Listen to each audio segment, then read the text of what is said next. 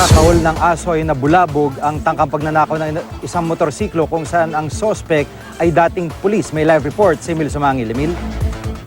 Magandang hapon, Jiggy. Nakuha ng CCTV camera ng barangay ang aso. Hindi na lumubay o lumayo nang makitang may ginagawa ang lalaki sa motorsiklo. 3 beses na makikita, Jiggy, ang lalaki suspect na binaligan at dinistroka sa susian ng motorsiklo. Pero gamit ang nakabalabal na tuwalya na ikubli nito ang ginagawa niya. Isang modus daw ito ayon sa pulisya. Pero hindi niya na isa katuparan, Jiggy.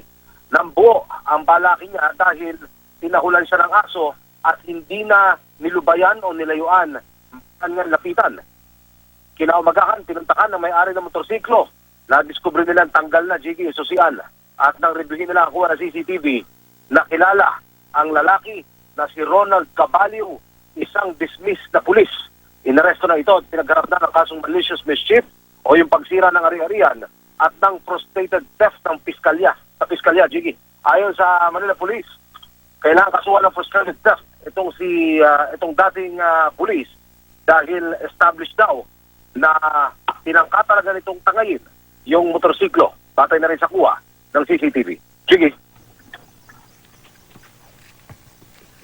Maraming salamat, Emil Sumangil.